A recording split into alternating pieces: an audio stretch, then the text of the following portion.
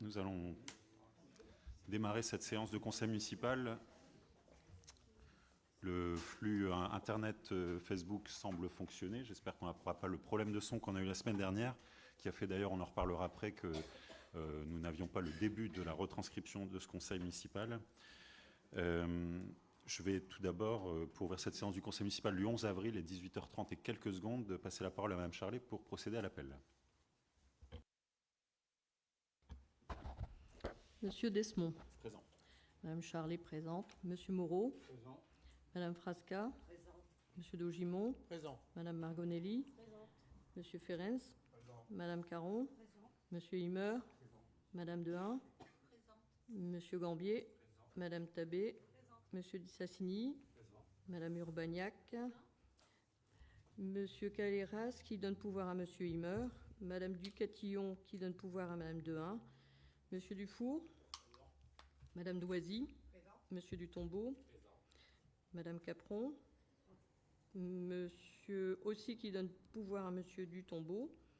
Monsieur Michon. Présent. Madame Parneski. Monsieur Mascart.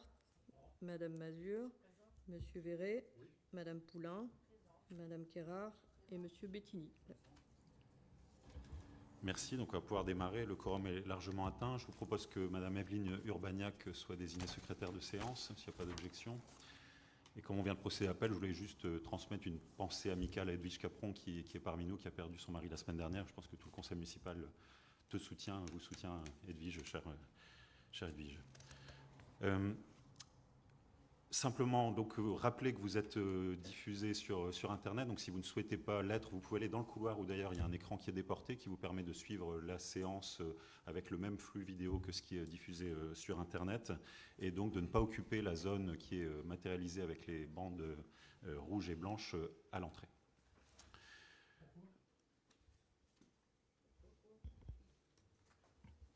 Monsieur Michon. Je vous demande simplement pourquoi il ne faut pas... Ah bah parce que c'est une sécurité. La dernière fois, je l'avais indiqué par oral et puis ça n'a pas été forcément respecté. Il y avait beaucoup de monde. Ça permet de dégager les sorties s'il y avait le moindre souci. Voilà. Et il y a une autre sortie par la salle du CCAS ici qui permet d'accéder à l'extérieur également. Voilà. Bon, Alors, je voulais simplement vous l'entendre dire et que ce soit noté sur le PV. Très bien.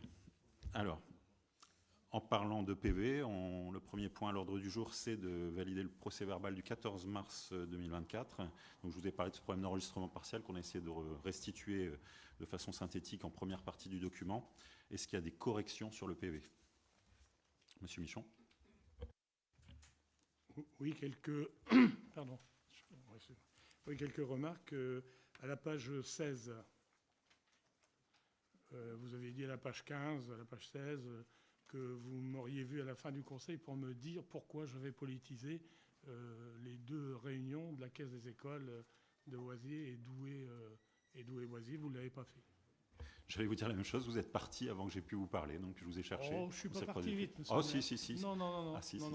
Et en tout cas, ce n'est pas ce que je vous demande si vous avez des corrections sur le PV, pas de refaire le match de la semaine du mois dernier. Ah non, mais c'est simple. Ah bah attends, mais on va refaire comme ça. Est-ce qu'il y a des corrections sur le PV, des choses qui sont mal formulées, vous les corrigez? Alors oui, vous allez dire encore que c'est une remarque, mais bon, c'est comme ça, c'est la page 20. Bah alors si c'est une remarque, abstenez-vous, monsieur Michon. À la page 20, vous nous avez annoncé les membres de votre groupe qui allaient participer aux différentes commissions, et votre réponse à ma question confirme bien que vous ne présentez que des titulaires. Et d'ailleurs, on l'a eu par écrit, vous nous l'avez envoyé par écrit, avec des titulaires. Ce n'était pas indiqué qu'il y avait des suppléants dans les membres de votre groupe. Et on a eu la surprise donc de voir dans les commissions, quand vous arriviez en commission, de nous annoncer que pour chacune des commissions, il y avait 6 titulaires et que le restant qui avait été annoncé, 4, 2, 3, 6, c'était uniquement des suppléants. Alors nous voudrions savoir... Qu'est-ce qui vous a fait revenir en arrière ? Alors, ce n'est pas un retour en arrière, c'est une précision suite aux remarques qui ont été faites le 14 mars. Vous avez d'ailleurs écrit à monsieur le sous-préfet, il est en train d'étudier la légalité de tout cela. en synthèse, dans chaque commission, il y a 4 élus d'opposition, 2 titulaires de suppléants, et on avait 8, 10, 12 conseillers municipaux de la majorité, sans préciser titulaire suppléant. Donc en fait, quand on prend la globalité, on a une bonne représentativité, proportionnalité des groupes. Là, on l'a clarifié pour qu'il n'y ait pas de souci au début de chaque commission. Ça a été dit systématiquement au début de chaque commission, pour que voilà, les 6 premiers sont des titulaires et les autres sont des suppléants. Voilà. Donc vous me donnez acte de la remarque que j'ai faite Je quand donne vous l'avez acte. annoncé. Oui, je donne acte, voilà, tout à fait. D'accord. C'est une précision qui a été apportée depuis. Voilà, Voilà. d'accord. OK. Et ensuite, à la page 42, vous m'attribuez une intervention qui a été faite par M. Mascart, D'accord. en bas de la page 42. Ok, ça sera corrigé. On peut le rectifier. D'autres corrections apportées sur ce PV? Non? Donc on va passer au vote avec cette remarque, donc une modification concrète. Qui est contre? Qui s'abstient? Qui est pour? Donc c'est adopté à l'unanimité. Merci. Alors on va rentrer dans les délibérations spécifiques sur le budget. Donc les premières concernent le compte de gestion.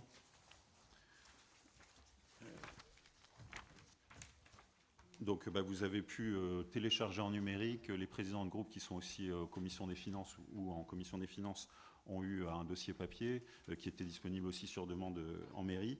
Voilà, on va parler des comptes administratifs après et puis du budget primitif dans la foulée.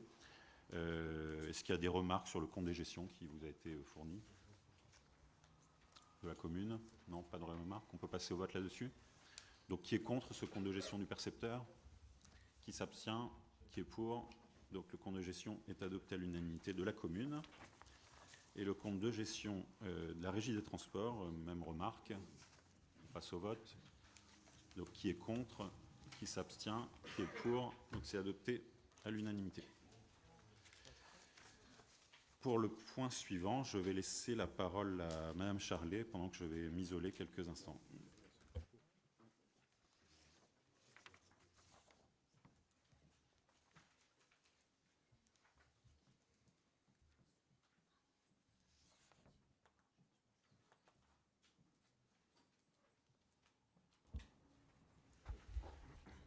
Donc, délibération numéro 4, approbation du compte administratif, Monsieur le maire étant sorti. Conformément aux dispositions de l'article L. 2121-14 du Code général des collectivités territoriales, Monsieur le maire ayant quitté la séance, il est demandé à l'Assemblée délibérante d'examiner le compte administratif de la commune ainsi que celui du budget annexe de la régie des transports. Donc, on va passer aux chiffres. La commune, le fonctionnement. Donc, je pense que vous avez les chiffres devant vous. Je vais vous les éditer. Nous avons pour le fonctionnement en dépenses 11 387 880. En recettes, 11 910 386,84. On avait un résultat, ce qui donne un résultat de 522 506 37. On avait un résultat reporté de 344 344,30, ce qui nous donne un résultat de clôture de 866 850 67. En investissement, nous avons en dépenses 1 496 065,15. En recettes, 1 962 765 65, ce qui nous donne un excédent de 466 700,50. On avait un résultat reporté négatif, 234 587,15, des restes à réaliser de 166 204,08 et des recettes excédents en restes à réaliser 38 638,50, ce qui nous donne un résultat de clôture de 336 661,12 en excédent. Donc, il est demandé d'approuver la comptabilité administration pour la commune. Est-ce que vous avez des questions? Donc, on passe au vote. Donc, qui est... Comment? Ah oui, vous m'avez pas... Comme je n'avais pas vu la main. Merci, bonsoir à tous. Oui, juste, alors évidemment, il ne s'agit pas de remettre en cause le travail du service comptabilité de la ville, que je remercie d'ailleurs au passage pour le travail que je sais minutieux et fastidieux, mais bien de l'utilisation qui a été faite des crédits inscrits au budget primitif 2023. Puisque le compte administratif, c'est le résultat comptable de ce que vous avez réalisé cette année, enfin l'année dernière. Et notre groupe étant en désaccord sur plusieurs points, notamment sur les dépenses d'investissement, je ne reviens pas sur la non-utilisation des 1,2 million d'euros qui auraient dû être dédiés à la voirie notamment, et je ne vais pas revenir non plus sur tout ce qui nous éloigne, simplement symboliquement, puisque ça n'aura aucun impact, nous allons nous abstenir sur le compte administratif de la commune. Voilà. J'ai pris note. D'autres non. Donc on passe au vote. Qui est contre? Qui s'abstient? Donc 3 personnes. Qui est pour? D'accord. Donc on passe ensuite à la budget de la régie des transports. Le fonctionnement, nous avons 15 236,49 de dépenses. On a des recettes de 13 000, ce qui nous donne un résultat en déficit de 2 236,49. Nous avions un résultat positif l'année dernière de 2 290,11, ce qui nous donne un excédent de 53,62, avec cette particularité qui va, ce petit reliquat va être reporté en commune, puisque la régie des transports prend fin. N'ayant plus de bus, ça me paraît logique de ne plus la faire utiliser. Donc, s'il y a des questions? Non. Qui est contre? Qui s'abstient? Qui est pour? Je vous remercie. Donc, je pense qu'on peut faire venir Monsieur le maire. Qui... On peut aller chercher tout.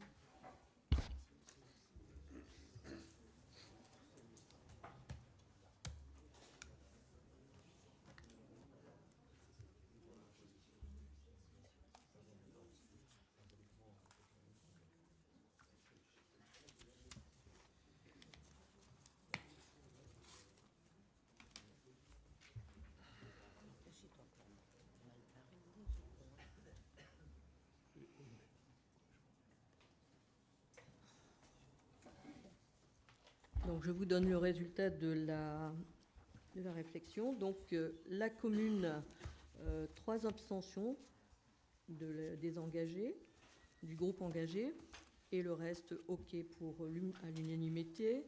Et pour le transport, c'était adopté à l'unanimité. Voilà. D'accord, mais merci, merci Madame Charlet, merci au service de la mairie qui ont travaillé sur ces chiffres et sur le compte administratif. Madame Poulain, vous avez... Je reprends la main, allez-y. C'est juste pour faire une très courte intervention, pour préciser un petit peu certaines choses et clarifier notre position sur le reste du conseil municipal. Je ne sais pas si on m'entend bien ou pas, parce que c'est assez très bien. Alors, en fait, l'attitude de notre groupe avant les dernières élections était claire, voter ce qui était utile aux Oisirois et voter contre les décisions qu'on jugeait néfastes.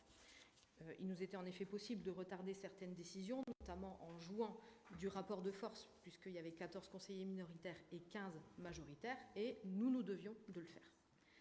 Depuis les dernières élections, je vais quand même rappeler que vous avez été réélu avec 42% des voix et que donc 58% des votants ne vous ont pas plébiscité, c'est important. Vous avez une majorité confortable de 21 sièges. Nous avons pris acte que vous étiez passé du statut de renégat de votre propre liste à maire. C'était d'ailleurs le sens de l'ouverture de mon premier mail post-élection vous demandant d'échanger par téléphone. Vous m'avez rétorqué au dernier conseil qu'on ne pouvait pas faire table rase des 3 dernières années, ce qui n'apparaît d'ailleurs pas au PV. Visiblement, vous êtes ancré dans une logique revancharde s'agissant du combat que nous avons mené de 2021 à 2023 contre votre politique et pas contre vous, dont acte. Ce n'est pas notre cas. Nous sommes passés outre le fait que vous avez trahi votre propre liste, et j'aime à dire qui trahit un jour, trahit toujours, pour nous concentrer sur l'intérêt des Oisirois, et ce, il y a déjà bien longtemps. Ne vous en déplaise, voici désormais l'attitude que nous adopterons en conseil municipal. D'abord, nous ne pourrons pas être force de proposition ici pour 2 raisons. La première, tout ce qui vient de nous même si c'est bon pour les Oisirois, vous le rejetterez par vengeance. La deuxième, quand on vous fait des propositions, vous les reprenez à votre compte sans nous y associer. Je prends l'exemple du chéquier coup de pouce, un à venir apparemment sur les fournitures scolaires et un plus proche de nous, la lutte contre l'insalubrité. Donc nous nous bornerons à vous demander un maximum d'explications, parce que ce n'est pas seulement à nous que vous les devez, mais aux Oisirois. Et ça sera profitable à tous, puisque nous aurons finalement peu ou pas de débat en conseil et que ça fera gagner du temps à tout le monde. Et nous réserverons notre analyse et notre argumentation directement aux Oisirois, sur Facebook ou nos différents canaux de communication. Et en plus, nous aurons même le luxe de ne pas être interrompus. Merci. Intervention enregistrée, je n'y ferai pas de réponse. Vaut mieux pas. Du coup, je vais passer la parole pour le point suivant à Mme Charlet à nouveau sur l'affectation du résultat de fonctionnement.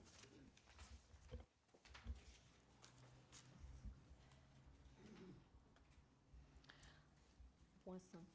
Oui, c'est la délibération numéro 5.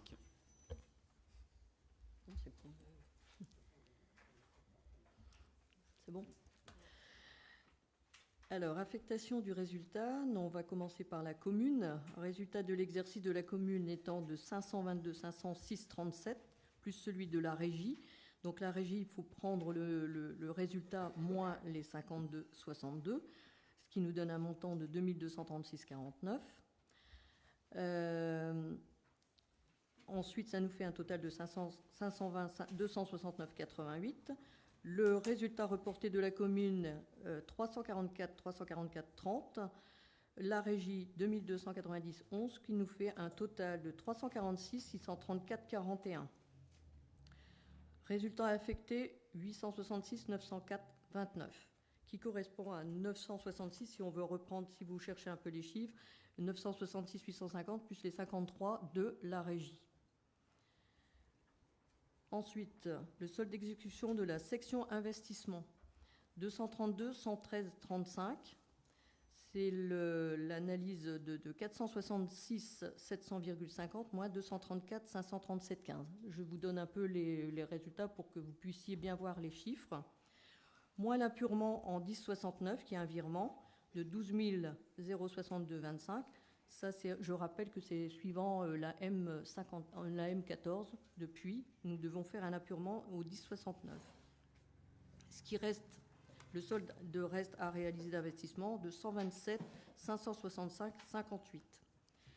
L'affectation de résultat étant de 866 904 29, donc la somme, qui est répartie dans un virement dans le compte 1068 en investissement pour combler les soldes à réaliser d'investissement, les 127 525 58, ce qui nous laisse un report en fonctionnement de 735 338 71. Voilà, donc il est décidé de l'affectation du résultat pour 2023. C'est 739, tu avais dit 735. Ah, pardon. Ouais. Voilà pour l'affectation du résultat, donc c'est en concordance avec le DOB. On passe au vote là-dessus sur l'affectation. Qui est contre? Qui s'abstient? Qui est pour? Alors, c'est adopté à l'unanimité sur l'affectation du résultat. On arrive sur la délibération numéro 6, qui est le budget primitif lui-même. Donc, je le disais tout à l'heure, on a eu un débat d'orientation budgétaire assez développé et assez long, le 14 mars. Vous avez eu des éléments il y a 12 jours, pour s'accorder avec la M57. Une commission des finances jeudi dernier où de nombreuses questions ont été posées auxquelles il nous semble qu'on a apporté toutes les réponses le jour même ou par email depuis. Et donc aujourd'hui, nous allons passer au vote du budget proprement dit, qui n'apporte pas beaucoup de surprises, de différences par rapport au DOB, puisqu'on est quasiment sur les mêmes chiffres. On a fait des petits ajustements dans les chapitres en dépenses de fonctionnement, mais quand je dis légèrement, c'est vraiment maximum 1% sur un ou deux articles. Voilà sur l'introduction, donc on va le faire à demain. Madame Charlet va vous donner les chiffres par chapitre, à moins que vous vouliez faire un vote global sur toutes les dépenses de fonctionnement et toutes les recettes, mais historiquement on fait comme ça, on reste là-dessus. Enfin, vu la déclaration d'engagé pour Oisier, peut-être Agir pour Oisier veut s'exprimer là-dessus. Je ferai donc une déclaration à la fin de la délib numéro 6, au global. D'accord. Donc on fait un vote par chapitre ou... Non? Bon, très bien, ben, on va gagner du temps. Du coup, sur les dépenses de fonctionnement, Mme Charlet, Donc on fait quoi par bah, tu nous donnes simplement le total peut-être. Vous avez les chiffres dans le dossier à l'écran, Ouais. on en a parlé, hein, donc on va gagner du temps. Alors, 12 377 978,59. Est-ce que le vote qui est... Donc, Ouais, je vais le faire. ouais, d'accord. Donc sur ces dépenses de fonctionnement, qui est contre? Ah bah c'était ça que je vous demandais. Bah, je sais pas, vous dites que... Votre micro. Oui, oui, allez-y. Voilà, juste pour les dépenses de fonctionnement, on est Allez-y, bien oui, oui, d'accord tout à qu'on fait. parle de la globalité. Tout à fait, D'accord, allez-y. merci. Donc effectivement, sur les dépenses de fonctionnement, une petite remarque quand même, c'est que depuis 2021, je l'avais déjà dit, mais vous affichez une hausse de près de 17%, ce qui représente à peu près 1,5 million d'euros supplémentaires, quand les recettes n'ont augmenté que de 400 000 euros sur la même période. Donc sur ce BP, vous prévoyez encore une augmentation de 8,69% des dépenses de fonctionnement. Alors, je ne peux pas m'empêcher de constater que vous ne vous conformez pas à la demande du ministre des Finances, Bruno Le Maire, qui invite instamment les collectivités territoriales à participer à l'effort de limitation des dépenses de fonctionnement à hauteur de moins 0,5%, en dessous de l'inflation, et ce, dès 2024. Donc cet objectif a été défini, je le rappelle, par la loi de programmation des finances publiques fin 2023. Le taux d'inflation 2024 étant estimé à 2,4%, vous auriez dû plutôt plancher sur une évolution des dépenses à 1,9%. Je rappelle que vous projetez 8,69% et il y a quand même un grand écart. Et c'est quand même cocasse pour le fervent macroniste que vous êtes ou que vous étiez, ne sait-on pas. En tout cas, vos prévisions budgétaires sont un peu déconnectées des annonces gouvernementales. Et qu'on soit d'accord ou pas avec la politique nationale, les instructions viennent d'en haut et il est quand même impératif de travailler à la réduction de nos dépenses de fonctionnement. Alors même si sur certains postes, on sait que vous avez gonflé un petit peu vos chiffres pour vous laisser de la marge, la situation que vous présentez nous semble dangereuse pour nos finances. En 2024, ce sont déjà 10 milliards d'euros de coupes qui ont été faites et on en attend encore 20 milliards au total en 2025. Donc ces prévisions ne nous semblent pas prudentes et c'est pourquoi nous nous abstiendrons sur les dépenses de fonctionnement. Merci. Alors, on va effectivement pas répondre à l'injonction de Monsieur le maire, et on l'assume. En même temps, vous l'avez dit vous-même, une augmentation de 8,69, c'est sur les prévisions, donc forcément, sur les dépenses, on est toujours pessimiste au cas où, et on est pour avoir des bonnes surprises à la fin. Et puis, je vous redis ce que je vous ai dit en commission des finances, vous l'aviez dit, alors... Votre commentaire au début, il est facile. Vous dites on ne donnera pas d'infos, ça fera gagner du temps, etc. Mais si c'est pour après aller faire des vidéos et dire n'importe quoi aux gens, comme vous l'avez fait sur l'épargne de gestion, sans vérifier les chiffres derrière, c'est un peu la même chose. Donc là, dites-moi, j'espère en tout cas que vous direz dans votre vidéo, si vous ne le dites pas ici, ce que vous allez réduire comme dépenses de fonctionnement de la ville. Vous ne voulez pas le dire, vous dites on vous laisse gérer, on vous laisse gérer, mais ça c'est un petit peu facile. Non, mais je vais réagir sur la vidéo. Vous me dites que je n'ai n'importe quoi sur l'épargne de gestion. Non, je vous ai posé une question technique, je vous ai demandé le calcul. J'ai donné le mien en conseil municipal, vous m'avez corrigé et vous m'avez donné la bonne information, c'est très bien. Donc effectivement, il n'y avait pas d'erreur dans le BP, dans le rapport d'orientation budgétaire, donc c'est très bien. Par contre, ce que je disais dans ma vidéo, c'est qu'il y avait quand même une hausse, et c'est là-dessus que j'insistais, c'est là-dessus que je disais qu'il y avait danger, c'est qu'il continue à y avoir une hausse des dépenses et des recettes qui ne vont pas au même rythme, et qu'on se retrouvera avec un effet ciseau. Je vous invite à revoir la vidéo. Et de ce fait, comme nous ne pouvons pas avoir de débat et que vous ne nous répondez pas en conseil municipal, nous allons continuer à avoir notre propre communication sur nos réseaux et par nos propres biais. Et vous y répondrez, libre à vous si vous le souhaitez. Est-ce qu'il y avait une intervention sur les dépenses de fonctionnement côté Agir pour Oisier? Monsieur Mascart? Oui, dans ces cas-là, je vais donc faire une remarque concernant les dépenses de fonctionnement.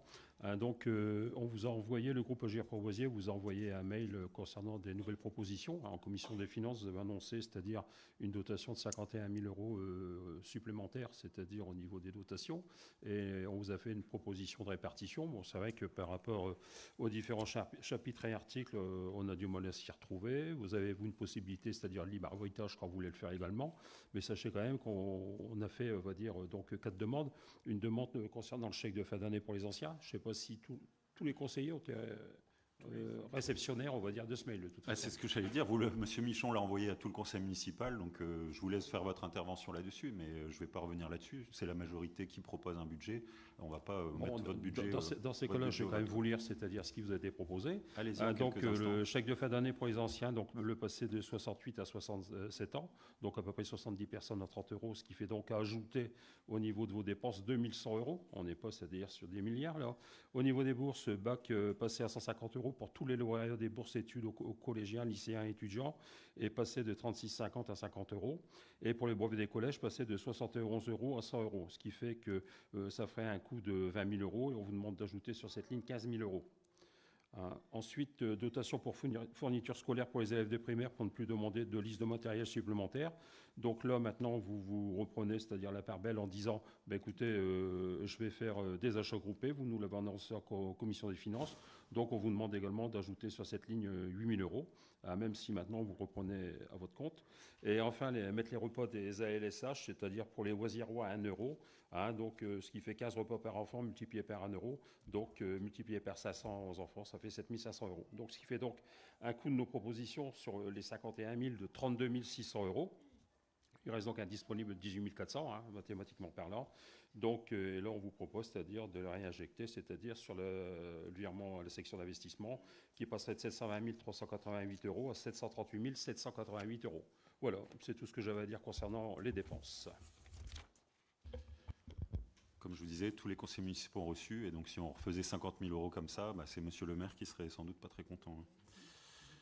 Monsieur Michon, et on passe au vote ensuite sur les dépenses de fonctionnement. Oui, donc c'est pour bien comprendre ce que vous avez dit juste avant l'intervention de monsieur Mascard. Vous avez dit de toute façon, on vous fait des propositions, point barre.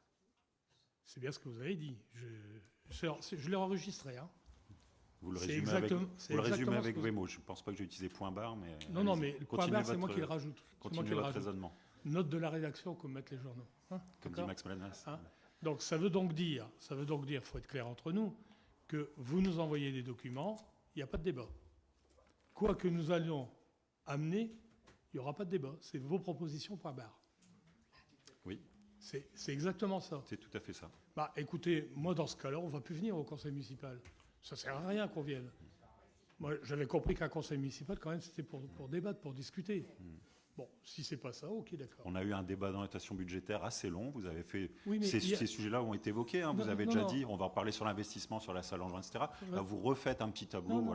Mais c'est la même chose que ce que vous avez dit. Donc le débat, il a lieu malgré tout, monsieur. Il y a eu un élément nouveau, monsieur le maire. Mais si, vous avez annoncé à la commission des finances qu'il y avait 51 000 € de recettes supplémentaires par rapport aux documents que vous nous avez envoyés. Mais oui, mais tous les ans, c'est comme ça, monsieur Michon. Vous le savez bien. Premièrement, on met des dotations. Et puis à l'inverse, on a des mauvaises surprises sur les recettes, etc. Donc on reste très prudent. Non, mais j'ai donc bien pris le note débat a eu lieu, que c'est plus la peine qu'on vienne au conseil municipal, puisque de toute façon, quoi qu'on vous propose, ce sera niet. Pas du tout. On a eu le débat d'orientation budgétaire, vous avez pu parler de ça. Non, je n'ai pas dit que vous n'aviez pas besoin de venir au conseil municipal. Le débat est lieu, regardez, on en parle maintenant. C'est juste que vous dites, ce que vous avancez, propositions ne sont pas retenues. Ce que vous avancez nous fait dire que ce n'est pas la peine qu'on vienne. Ou alors on va venir, on va faites vos interprétations. Et on va voter contre tout ce que vous présentez. Et puis effectivement, on avait, nous, et je l'ai dit lors de votre élection, repris, disons, les choses en disant, on va essayer d'être positif, on va essayer de discuter, de faire des propositions. Je crois que ça ne sert à rien. Il vaut mieux entendre ça que d'être sourd, comme tout à l'heure. Alors, soyez un peu correct. Oui, soyez un peu correct avec moi. Oui. On en revient toujours à ça. Oui, mais soyez un peu correct, monsieur le maire. Oui. J'ai un petit peu de bouteille et j'ai fait pas mal de choses dans cette ville. Alors essayez au moins de me respecter. Ce que vous faites très rarement maintenant. Oui, à commencer, d'accord. Vous ne voulez même pas me serrer la main. Alors là, oui, mais je vous ai expliqué pourquoi. Oui. Et je vous rappelle quand même que depuis le début du mandat ou les mandats précédents, beaucoup d'élus de votre groupe ne me disaient même pas bonjour. Moi, au moins, j'ai la politesse de dire bonjour. Et je suis pas obligé de vous serrer la main. On passe au vote. D'accord. Sur les mais dépenses de me respecter. Fonctionnement. Non, on a fait le tour, monsieur Mascard, sur les dépenses. dépenses. Non, mais écoutez, je n'ai pas pris mes 5 minutes. Ah si, je pense. Non. Alors, Une dites-moi si seule, un une seule chiffre. constatation. On en avait discuté lors de la commission des finances également. Donc, concernant le chapitre 60, article 60-631, c'est la multiplication des bâtiments. Alors, en fin de compte, on se rend compte qu'on multiplie les bâtiments, mais bon, en fin de compte, il y a une baisse des fournitures d'entretien. Alors, vous allez peut-être nous dire que vous négociez mieux les marchés, mais bon, point d'interrogation. Ensuite, la seconde constatation concerne la spirale inflationniste de l'article 62-32, les fêtes et cérémonies. On l'avait évoqué, on doit avoir des réponses aujourd'hui. Vous proposiez en 2023 113 000 euros, réalisé 2023 148 110 euros, donc plus 31%. Et que dire par rapport à 2022 plus 53 000 euros, plus 55%, pardon. Ce qui veut dire qu'entre 2022 et 2023, plus 53 000 euros. Oui, tout à fait. Et le problème, c'est qu'il n'y a pas plus de manifestations, il n'y a rien en plus. Par contre, le budget est plus qu'inflationniste. Donc, on doit avoir des explications, des réponses aujourd'hui, je ne sais pas. Ah non, vous n'aurez pas de réponse aujourd'hui. Vous avez le grand livre, vous avez pu regarder. Vous aurez des informations sur l'animation, sur les fêtes, sur les cérémonies. Là, on met un budget tel qu'il est. Vous n'aurez pas plus d'informations là-dessus aujourd'hui. C'est pas l'ordre du jour. Alors maintenant, ce que vous faites, ce que vous nous dites, vous avez les documents, vous vous débrouillez, vous cherchez, etc. Alors que vous, de votre côté, c'est-à-dire lorsque vous faites une manifestation, je crois que vous avez plus cette facilité à regrouper, on va dire, les différentes factures, les différents mandats, afin de faire les paiements, tandis que quand vous allez sur ce fameux livre, hein, vous allez à la ligne, vous tournez les pages, etc. Vous savez combien il y a de pages, hein. Ouais, c'est à peine du foutage de gueule, mais bon. Pardon ? Bon. On va rester sur ces mots. Donc sur les dépenses de fonctionnement, on passe au vote. Donc qui est contre ? Donc 5 contre, qui s'abstient ? 3 abstentions. Donc les 5 contre, c'était groupe Agir. 3 abstentions, groupe engagé. Qui est pour ? Donc c'est adopté à la majorité. Merci. Sur sur les recettes de fonctionnement, donc quel est le total, Madame Charlet ?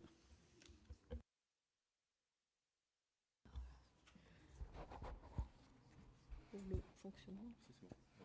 Les recettes, ouais. C'est le même chiffre, hein, automatiquement. Donc, vous avez le total hors 002, 11 638 634 88, plus l'excédent antérieur reporté de 734 338 71, qui nous fait l'égalité avec le fonctionnement des dépenses, 12 377 978 59. Voilà, donc vous avez le détail à l'écran. Est-ce qu'il y a un commentaire avant de passer au vote, Madame Poulain ? Oui, alors dans la continuité du contexte actuel que j'évoquais tout à l'heure, il me semble et nous semble bien délicat de maintenir la baisse des impôts. On va le redire, hein, je m'explique, on n'a pas changé d'avis, hein, on est toujours pour la baisse de la taxe foncière de notre côté, seulement quand nous aurons les moyens. Comme déjà exprimé l'an dernier, hein, la différence elle est de 10 ou 20 euros, enfin quelques dizaines d'euros sur la feuille d'impôt, par feuille d'impôt, quand on perd des milliers d'euros au budget de la ville. Je redis également que la DGF, les dotations de l'État, ça représente presque 4,5 millions, soit près d'un tiers de nos recettes, sur lesquelles nous allons d'incertitude en incertitude. Donc là, on est sous le contrôle de l'État. Et la prudence, encore une fois, aurait dû vous inciter à mettre cette mesure de baisse des impôts en stand-by, le temps notamment de pouvoir avoir une meilleure visibilité.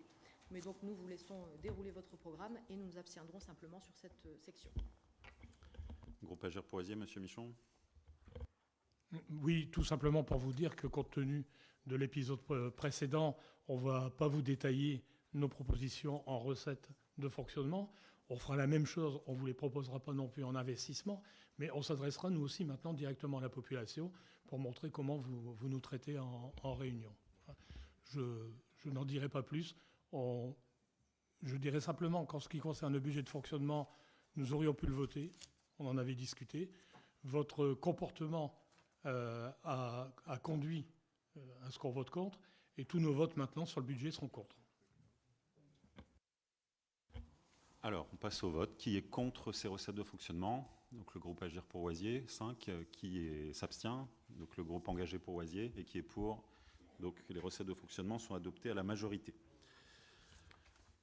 Alors, on a ensuite, on suit le petit document que vous avez eu avec la couverture en vert, hein, sur l'équilibre de la section de fonctionnement. Donc, si on va là-dessus,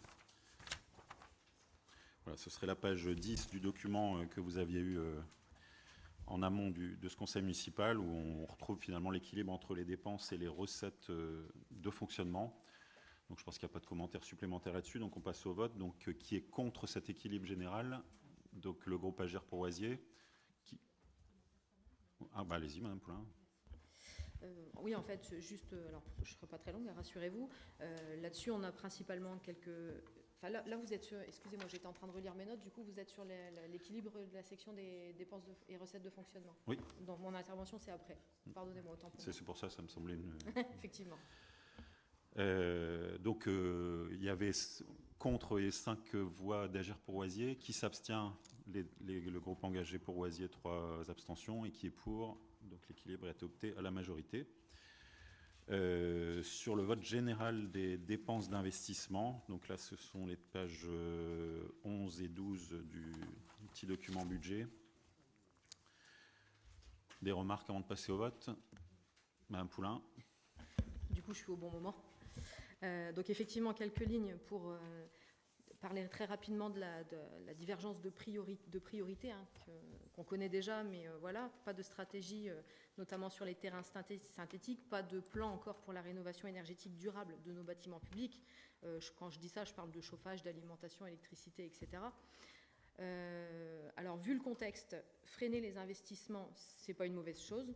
On est au moins d'accord sur un point. Le point fondamental, c'est évidemment le rétablissement de notre capacité d'autofinancement. Là-dessus, on est d'accord, ça fait 2 ans qu'on le dit. Mais sur le choix de vos priorités, il y en a au moins une sur laquelle nous ne sommes fondamentalement pas d'accord, c'est le projet d'aménagement du centre-ville. Je ne vais pas revenir dessus, on a déjà débattu très longuement là-dessus. Cette dépense n'est absolument pas prioritaire. Et en plus, alors je ne sais pas ce que vous avez prévu, mais on aurait pu, notamment avec une rénovation énergétique des écoles, aller chercher du fonds vert. Peut-être que vous nous en direz un peu plus. En tout cas, pour nous, la direction que vous prenez n'est pas la bonne et donc, pour le coup, on votera contre. Pas de surprise.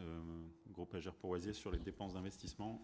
Oui, donc simplement pour faire un petit rappel concernant l'année 2023 qui vient de s'écouler, un constat hein, au niveau de l'article 21.318 au niveau des bâtiments, vous aviez inscrit 411 492 €, c'est-à-dire pour les bâtiments, réalisé 256 098 €. Pour les voiries, inscrit 404 427 € et réalisé 75 763 €, ce qui fait donc que sur 815 919 €, on va dire, inscrits en investissement, 331 861 ont seulement été réalisés concernant ces 2 articles. Voilà ce que j'avais à vous dire concernant les investissements de l'année écoulée, donc ce qui nous laisse très très perplexes par rapport aux investissements 2024. Ok, on passe au vote sur les dépenses d'investissement. Donc, encore une fois, je ne reviens pas dessus parce que ça a été longuement abordé au DOB. Hein. Ce qu'il y a dedans, c'est le document d'une 30aine de pages qui est disponible sur le site de la ville aussi. Donc, qui est contre ces dépenses d'investissement? Donc, les 2 groupes d'opposition. Donc, 8 qui est pour. Donc, 21, c'est adopté à la majorité. Et ensuite, les recettes d'investissement. Est-ce qu'il y a des remarques? Madame Poulain. En fait, j'ai une question. Quelles sont les demandes d'aide que vous avez effectuées là, début d'année 2024? DETR, DECIL, fonds vert. Alors, comme il n'y a pas d'investissement important, hormis le centre-ville, qui sont faits en 2024, on n'a pas fait de demande supplémentaire de grosses subventions sur des gros projets. Par contre, j'ai donné le détail, il y en a 7-8, je crois, des subventions d'investissement. Du reste de l'année dernière, oui, de nouveau de cette année, non, il n'y a pas de DETR, DSIL, sauf un petit montant sur des vannes thermostatiques sur un bâtiment pour isoler une partie, l'espace culturel pour le citer, pour qu'on chauffe les instruments qui ont besoin et pas les salles quand il n'y a pas d'enfants dedans et que ce sont les vacances, quoi. Mais c'est une toute petite subvention de 4-5 000 €, je crois. Donc en fait, c'est un petit peu ma crainte là-dessus, parce que comme on a finalement peu de projets en 2024, ça confirme le fait qu'on aura peu de subventions d'investissement à espérer sur 2025, puisqu'on n'aura pas fait de grosses demandes, ce qui est logique. Seulement, dans ce budget prévisionnel, en 2024, elle représente quand même 23% des recettes. Donc, je me demande comment vous allez faire en 2025 pour lancer le chantier de l'école Notre-Dame, mais ça sera une question qu'on verra l'année prochaine. Voilà. Là-dessus, on va simplement s'abstenir en cohérence avec les dépenses d'investissement, enfin, voter contre, pardon, en cohérence avec le vote précédent. Je pense que justement, ça apparaissait assez clairement sur une page du débat, enfin du rapport d'orientation budgétaire, que on a réussi depuis quelques années à avoir pas mal de recettes d'investissement, donc des subventions. C'est pas ce que je dis. Hein. Oui, non, mais du coup, je tiens à le mettre en avant, ce qui a été fait par les services pour aller chercher des subventions sur les projets le plus souvent possible, donc à continuer dans cette voie-là. Mais voilà. On travaille aussi, alors là c'est Oui, bien c'est parce qu'il y a important. une grosse différence entre vos deux groupes qu'on voit bien sur la capacité d'autofinancement, qu'il faut aussi faire des efforts pour cette année. Nous n'avons pas besoin d'emprunter, on l'a expliqué, ça tombe bien puisque les taux sont beaucoup plus élevés. L'an dernier, on a emprunté. Cette année, on a un excédent d'investissement, ce qui est suffisamment rare pour le relever, mais c'est logique puisqu'on a retardé les projets notamment de centre-ville, donc on va bénéficier là. Et donc l'année 2024, on doit présenter un compte administratif où la capacité d'autofinancement sera restaurée puisqu'en 2023, on a eu l'effet artificiel du filet de sécurité. Et il faut qu'à la fois les économies sur l'énergie, puisque l'énergie baisse, le fait que la piscine était fermée, ça aura un impact positif aussi sur les finances, et qu'on puisse ensuite aller emprunter largement sur les futurs projets, que ce soit l'école, et puis évidemment, il faudra s'intéresser aux équipements sportifs. Mais globalement, dans les écoles, on parle beaucoup de celle de Notre-Dame, mais il y a aussi beaucoup à faire dans les autres écoles et les autres bâtiments municipaux.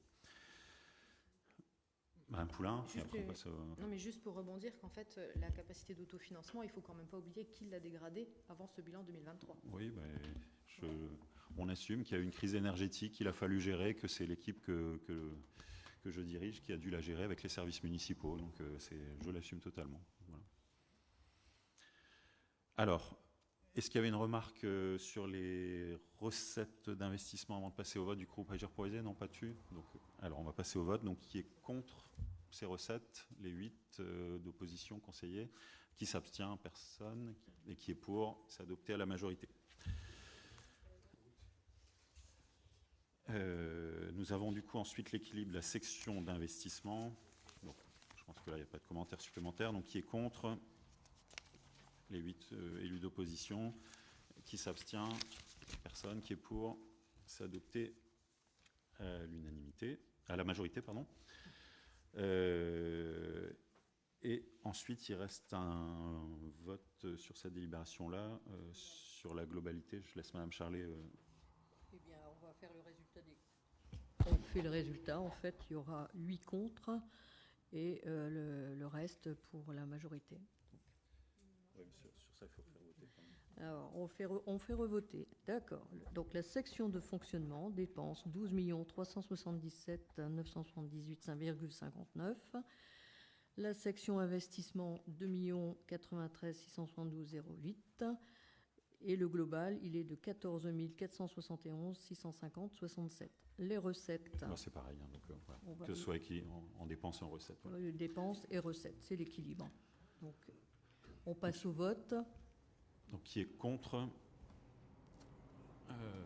5 contre, le groupe Agir pour Oisier. Qui s'abstient? 3 abstentions du groupe Engagé pour Oisier. Qui est pour? Donc, adopté à la majorité, 21 pour. Voilà pour la délibération numéro 6 qui contenait l'essentiel des éléments de ce budget. Sur la numéro 7, on enchaîne sur les taux d'imposition. Donc, on continue, malgré ce qui vient d'être dit, justement, à baisser le taux de taxe foncière pour essayer de rattraper un petit peu les autres communes du Douaisis pour être plus proche de ce qu'on trouve ailleurs. Et donc cette année, on continue notre baisse de 2,2% qui était l'engagement de 2020 avant qu'il y ait la partie départementale de la taxe foncière. Donc en fait, ça fait 1,47 quand on intègre tout. Et donc de passer le taux de taxe foncière sur les propriétés bâties à 56,47. On ne touche pas les 2 autres taux. Monsieur Mascart.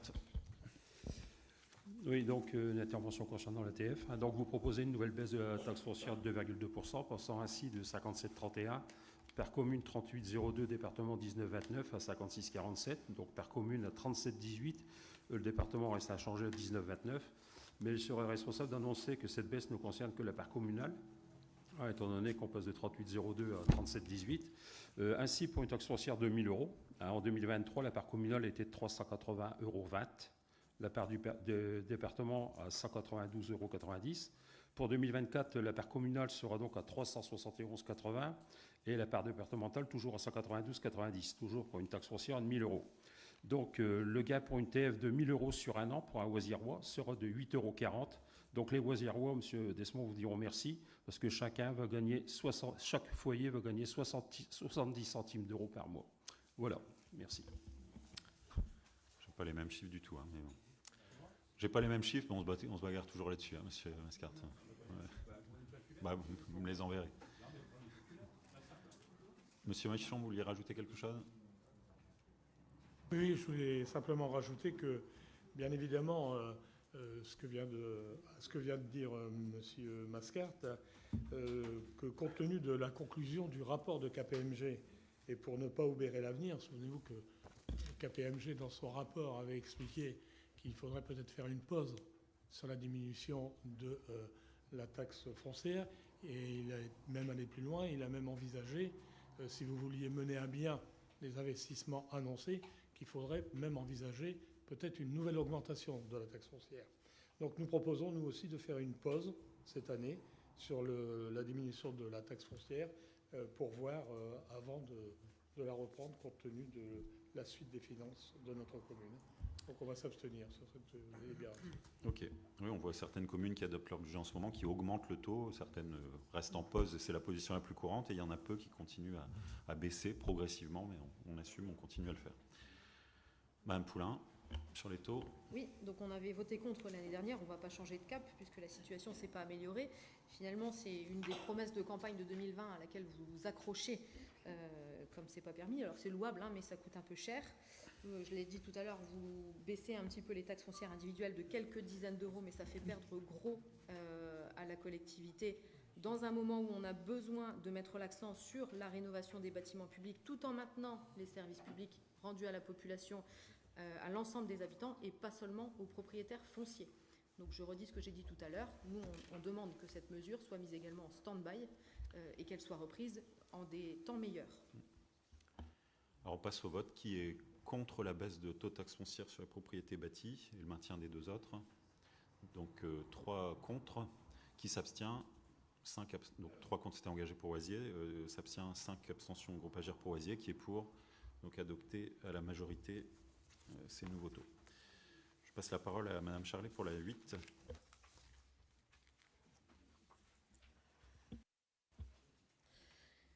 La 8, il est juste prendre acte de l'état du personnel qui a été remis à jour au 1er janvier 2024. Donc vous avez les tableaux qui s'affichent.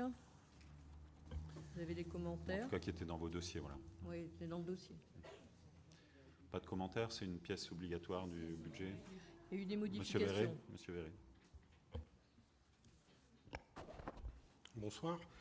Bonsoir. Nous avons eu la curiosité de reprendre l'état des effectifs à la date du 31 décembre 2019, soit au 1er janvier 2020, pour le comparer à celui d'aujourd'hui.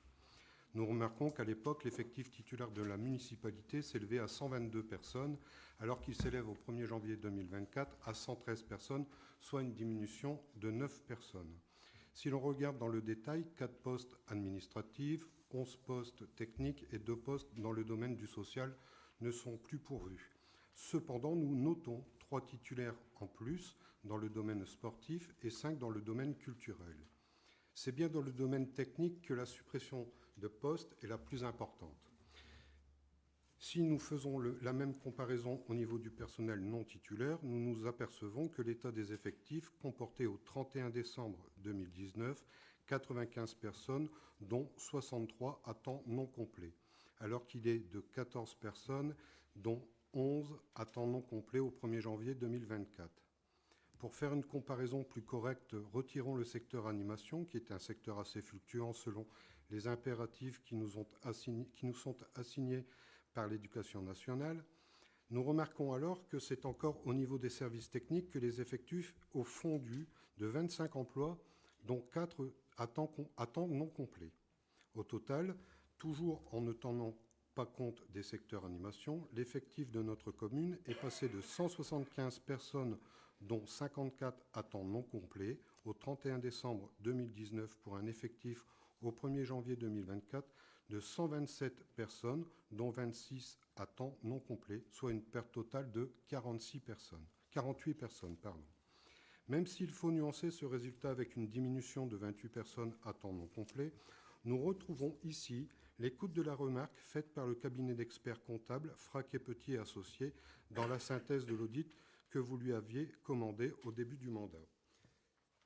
Il notait d'ailleurs dans celle-ci: le maire de Oisier dispose d'un poste charge de personnel dans la fourchette haute, d'une part sur la base de nos comparables, mais également sur la base nationale.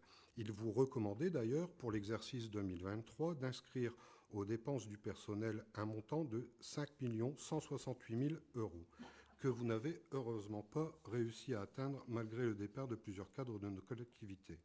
On pourrait dire que c'est la même chose pour l'analyse faite par KPMG dans le cadre des propositions pour un plan pluriannuel d'investissement, où il précise même que pour ne tenir uniquement que les travaux du centre-ville et la reconstruction du groupe scolaire Notre-Dame, il faudrait faire des économies et la masse salariale n'est pas exclue de cette réflexion. Notre petit doigt nous a même fait savoir que des rationalisations et des non-renouvellements d'emplois non titulaires sont en réflexion. Plus est, on nous aurait même susurré à des titulaires qu'ils pourraient peut-être s'intéresser à des offres d'emploi dans d'autres collectivités. Voilà, monsieur le maire, les quelques réflexions qui nous inspirent la comparaison des effectifs de la collectivité de 2019 à aujourd'hui. Donc je ne ferai pas de commentaires supplémentaires là-dessus parce qu'on en a déjà fait beaucoup sur le rapport social unique qui contient beaucoup d'autres informations justement sur le fait d'être en complet, non complet. Je pense qu'il y a moins de précarité qu'en 2019 notamment. Donc voilà, on ne va pas se lancer dans un débat sur la politique sociale, les ressources humaines ce soir. On présente l'état du personnel parce que c'est une pièce nécessaire, mais on a déjà eu le débat avant, puis on l'a régulièrement avec les représentants du personnel, dont certains sont dans le public. Donc si je comprends bien, en fait, il n'y aura jamais de débat. D'accord. Non, mais parce que c'est quand même important. Je veux dire, aujourd'hui, c'est compliqué. Non, mais aujourd'hui, on prend acte de l'état du personnel, monsieur. Non, mais c'est compliqué il est transparent. Pour tout le monde. Et je pense que les catégories C de la fonction publique, ce n'est pas non plus des salaires très, très élevés. Vous êtes en train de supprimer des postes d'agents publics. J'ai du mal à comprendre, j'espère ne pas comprendre où vous voulez en venir, à l'externalisation, comme ça s'est fait un peu partout dans la fonction publique, et on en voit aujourd'hui les résultats. Je ne ferai pas de comparaison avec l'endroit où je travaille, mais j'ai du mal à comprendre quand même, quoi. Vous êtes complètement déconnecté de la réalité. Est-ce qu'il y a un autre commentaire sur cet état du personnel, un Paulin ? Alors moi, je vais faire un petit commentaire très général pour rappeler que la Chambre régionale des comptes souligne régulièrement qu'il doit y avoir une forte concordance entre le tableau des emplois et les emplois réellement pourvus. Je l'ai déjà dit, mais le but de cette mesure, c'est justement de limiter au plus juste les emplois vacants aux seuls emplois momentanément non pourvus pour permettre de cartographier l'organisation des effectifs. Donc le fait de créer ou d'avoir des postes ouverts qui sont en nombre supérieur, et vous en avez quand même un sacré paquet, aux besoins, ne permet pas à l'Assemblée délibérante de contrôler effectivement vos décisions. Mais on commence, c'est votre droit, mais on commence à avoir un peu l'habitude de cette opacité qui n'est pas rassurante. Et quand c'est flou, c'est qu'il y a un loup. Alors on a vraiment rapproché fortement l'effectif pourvu de l'effectif autorisé. Je pense qu'il y a quelques années, l'écart était beaucoup plus important. Et c'est vrai qu'on se laisse une marge de manœuvre pour ne pas être obligé de redélibérer à chaque fois. Mais ce n'est pas de l'opacité, c'est de la facilité. C'est un petit peu comme les délégations qui sont données au maire et au premier adjoint. Juste une petite mesure qui aura son importance tout à l'heure, c'est que sur les personnels, les postes ouverts pour les titulaires uniquement, donc j'ai fait le même calcul que l'année dernière. Vous avez budgétisé au BP 2024 2 750 000 euros. Et en calculant tous les titulaires au premier échelon de chaque grille, ça vous coûte 3,6 millions d'euros. Ce qui signifie que tous les postes que vous créez ne peuvent pas être inscrits au BP 2024. Oui, c'est ce que vous aviez dit les autres années. Et effectivement, on le sait bien, on ne va jamais remplir tous les effectifs autorisés. C'est plutôt une facilité. Ce n'est pas une opacité, c'est une facilité. On prend acte, il n'y a pas de vote là-dessus, que l'état du personnel a été joint au dossier le jour du budget. Et on attaque justement la délibération numéro 9, qui est du même style. Il n'y a pas de vote là-dessus. C'est simplement une communication, comme chaque année, des indemnités reçues par les conseillers municipaux qui étaient en exercice en 2023, qui ont eu une indemnité de la ville de Oisier au minimum et qui ont pu en avoir une dans un autre syndicat ou à l'Interco. Donc vous avez les trois, l'AGLO, le SMTD et le SCOT. Et vous avez le tableau à l'écran et dans vos dossiers, donc avec le maire, les adjoints, les délégués, les représentants à l'AGLO, les vice-présidents au SCOT et au SMTD. Monsieur Michon. Alors si c'est pour nous dire que vous ne gardez pas votre argent, on l'entend tous les ans. Donc non, mais vous l'entendrez tous les ans. Alors, je rappelle quand même, je me permets de vous rappeler que cette obligation de communiquer l'état des indemnités versées aux élus résulte de la loi Engagement et Proximité sur la transparence des indemnités. C'est bien l'objet. Donc la transparence, c'est de la transparence. Donc permettez-moi d'aller au bout de la transparence parce que vous ne le faites pas. Mais non, là, vous soyez d'accord ou pas, mais Monsieur Michon, je vais vous couper, je ne vais pas vous laisser. Les sommes indiquées dans cette délibération Monsieur, je vais couper votre micro. représentent les montants bruts versés aux élus du conseil municipal. Monsieur Michon, j'ai coupé votre micro. Qui siègent à la communauté d'agglomération ou qui exercent des responsabilités dans les syndicats intercommunaux. Les montants que je vais maintenant. Donc, en ce qui me concerne, je perçois 212,06 € de Douaisis-Aglo, parce que personne ne voit ce que vous mettez là-bas, hein, Douaisis-Aglo, et 668,56 € du SCOT, soit un total mensuel de 800, non, il m'a coupé la parole, hein, de 62 centimes. Là-dessus, 247,21 €. Monsieur Di Sassini, ça va. Monsieur, s'il vous plaît. D'abord, regardez de l'autre côté, vous n'avez pas à regarder par ici. Hein. Bon. Là-dessus, il peut se retourner, s'il vous plaît, à la fois, s'il vous plaît. Monsieur Di Sassini a le droit de se retourner pour écouter l'intervention d'un conseiller municipal. Monsieur Mescart, vous... Là-dessus. Bien sûr, c'est ce que je viens de dire. Voilà. Lui, il a le droit de se tourner et vous avez le droit de couper le micro. Oui. Alors, vous allez m'obliger à reprendre tout. Il n'y a pas de souci, tu te retournes, il n'y a pas de souci. Je reprends. Voilà. Allez, je perçois mensuellement 212,06 € de Douaisis-Aglo et 668,56 € du SCOT, soit un total mensuel de 800,62 €. Là-dessus, 247,21 € viennent compenser la perte de retraite de 18 ans comme VP du SMTD et de Douaisis-Aglo, suspendu suite à ma réélection à l'Aglo et au SCOT. Je reverse ensuite 400 € mensuellement à mon parti qui servent à financer notre siège.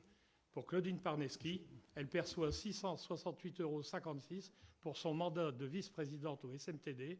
Elle reverse chaque mois 400 € à son parti qui servent également au fonctionnement de notre siège. Voilà pour la transparence que vous n'avez pas, monsieur le maire. Et en plus que vous me coupez la parole, donc je publierai à toute la population ce que vous n'avez pas voulu qu'ils entendent aujourd'hui au cours de cette retransmission. Alors, est-ce qu'il y a un adjoint, un délégué de la majorité qui souhaite dire ce qu'il fait de ses indemnités précisément? Est-ce qu'il met sur un compte épargne retraite? Est-ce que ça fait partie de sa carrière, etc. Parce que on va aller jusqu'au bout de la transparence. C'est ça que je veux dire, monsieur Michon, c'est que là, vous racontez votre histoire, vous dites que vous avez été pendant 18 ans, etc. Vous avez fait des choix. Vous avez fait des choix. Ce qui nous intéresse ici, c'est de communiquer les indemnités. Oui, vous faites ce que vous voulez, monsieur le maire. Mais vous ne pouvez pas m'empêcher de dire aux gens ce que je fais de mes indemnités. Si, je peux vous empêcher de le dire en conseil municipal. Vous le faites sur votre publication, vous mettez un panneau devant votre maison en disant voilà ce que je fais de mon argent, mais vous n'avez pas à le communiquer au reste. Ce que vous dites là sera donc bien évidemment dans le PV. Et bien sûr. Parce que vous parlez. Moi je ne serai pas dans le PV, mais vous le serez. Ah, si, donc ce sera indiqué précisément que le maire me refuse d'intervenir au conseil municipal pour dire ce que je fais de mon argent. Tout à fait. C'est exactement ce que j'ai dit en introduction avant même que vous preniez la parole. Oui, mais vous ne m'empêcherez pas de prendre la parole. Alors, on prend acte du coup de ces indemnités. Madame Parneski. Ça commence à bien faire quand même, parce que je n'ai pas l'habitude de râler tout le temps, mais je trouve que la démocratie, elle n'est pas tellement respectée. Vous nous donnez aucun droit, donc moi j'en prends acte aussi. Je ne vous croyais pas comme ça, honnêtement. Et vous dites ça chaque fois, Madame Parneski. Vous avez évolué dans le mauvais sens, monsieur Desmond. Je vous le dis franchement, parce que c'est inadmissible. On n'a même plus le droit de parler, on n'a pas le droit de rien dire. Je suis désolée. J'ai toujours été respectueux entre tous vos adjoints, mais là, ça devient comme... Moi, je ne sais pas, mais je ne comprends pas comment vous pouvez faire ça pour prendre en compte ces désagréments. C'est moi qui vais aller voir le préfet, là. Là, c'est certain, c'est moi qui vais y aller personnellement. Parce que, et j'écrirai au président de la République pour dire qu'on n'a aucun droit au conseil municipal. Et vous pouvez l'enregistrer parce que je vais aller voir le C'est président de la République. enregistré, c'est même diffusé, Merci. tout le monde vous entend sur Facebook Je et pourra le trouve ça regarder inadmissible, dans les vous jours avez qui viennent. changé, mais à un tel point que c'est incroyable. Madame Charlet pour la délibération numéro 10.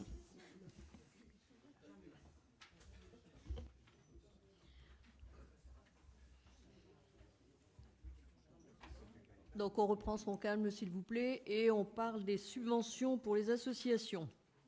Donc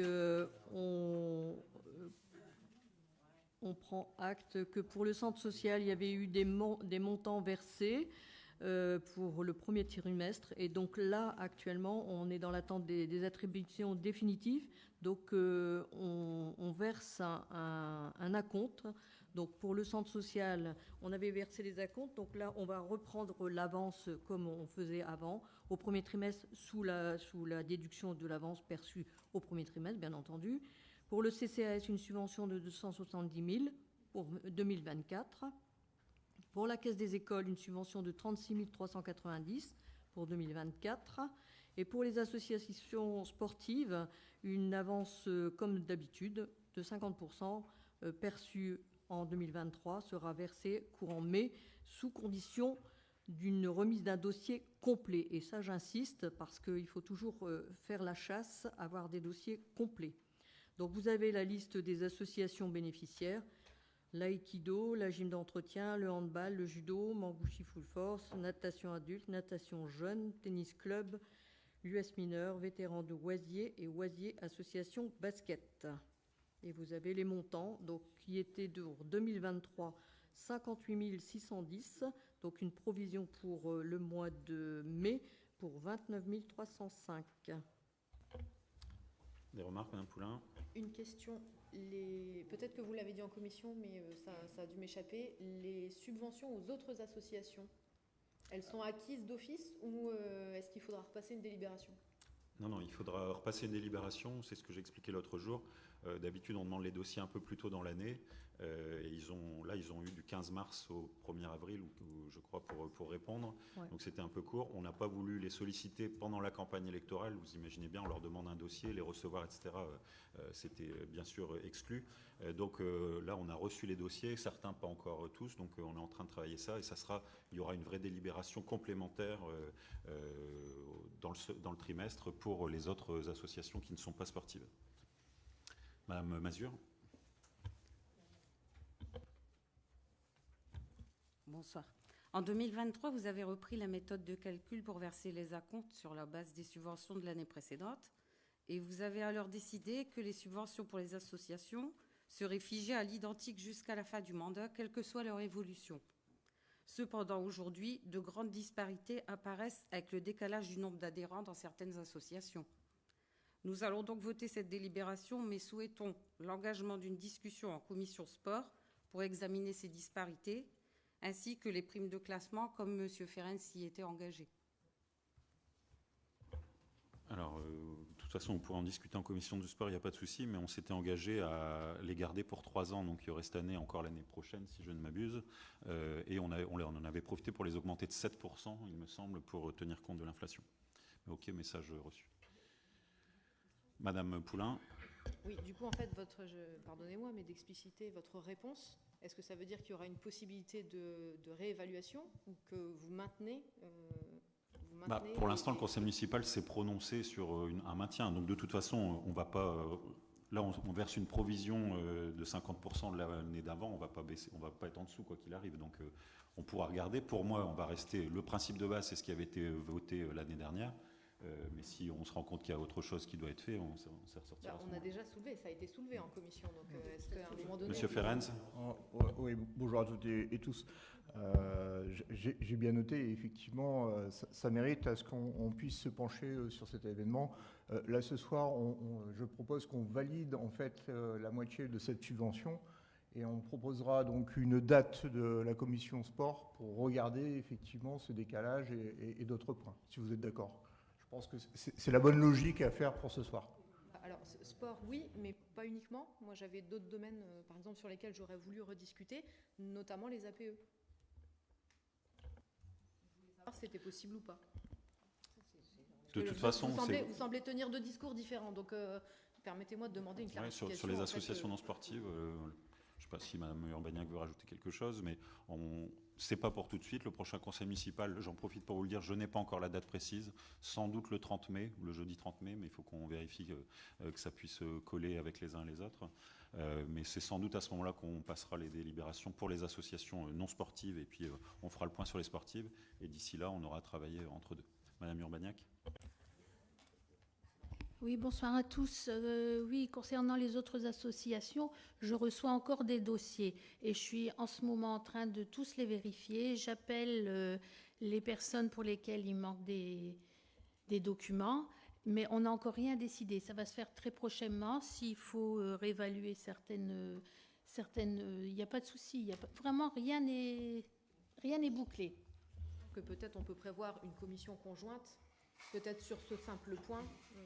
Je ne sais pas si vous êtes dans la commission ou pas, parce qu'on ne va pas faire une sport et oui, une non, mais non de sportive. toute façon, non, À un il n'y a moment donné, aucun on se fait souci. une réunion pour les subventions des moi. associations, on en discute et on met les choses sur la table. Il y a Mais on n'avait aucun pas de souci. problème à voter cette avance, parce qu'il faut bien que tout le monde puisse continuer à fonctionner sur ce premier trimestre, voire ce premier semestre. Mais il y a quand même des questions à se poser. Et je rappelle que vous-même, les années précédentes, vous déploriez en fait le gel des subventions aux associations. Donc j'espère qu'on avancera bien sur ce point ensemble. Non, et d'ailleurs, ce ne sera pas uniquement que pour les APE. On va tout voir. Il n'y a aucun souci pour moi. Je suis d'accord pour tout remettre. Okay. Alors, je ne vais pas dire qu'on va tout remettre non plus sur la table, mais il y a quand même des sujets. Voilà. Pas de souci. Alors, on passe au vote là-dessus, s'il n'y a pas d'autres remarques. Donc, pour cette avance, qui est contre, qui s'abstient, qui est pour, c'est adopté à l'unanimité. Je passe la parole à Mme Charles à nouveau pour la 11.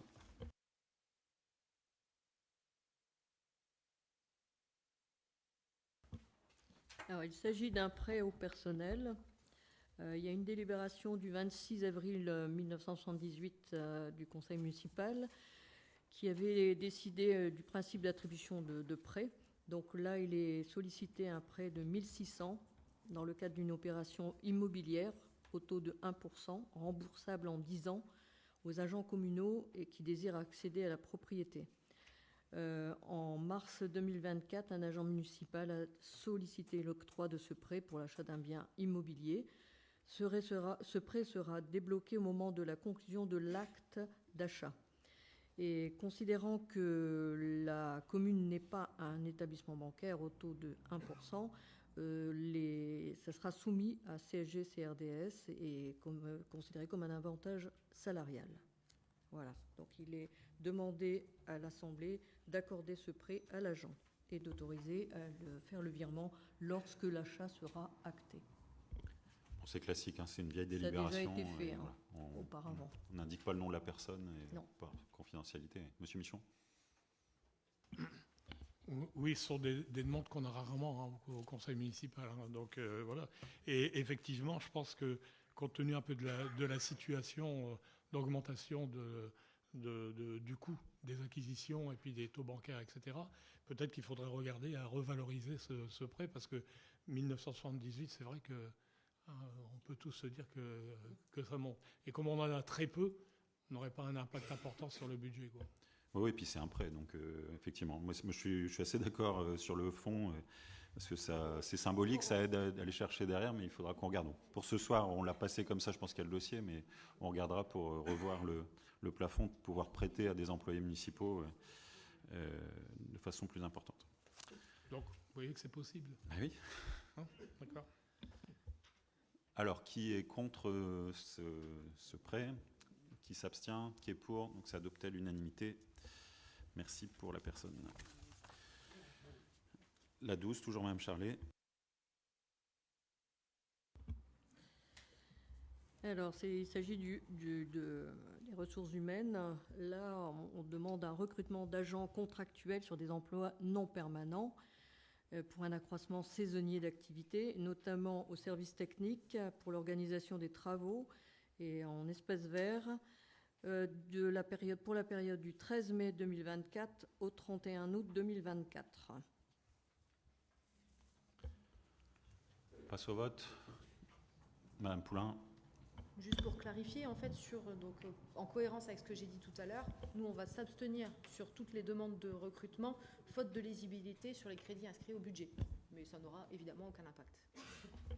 Ok. Donc, qui est contre ce recrutement? Qui s'abstient? Donc, 3 abstentions. Qui est pour? Donc, 26 pour. Le groupe Agir pour Oisier et Via Oisier. Toujours Madame Charlet pour la délibération 13.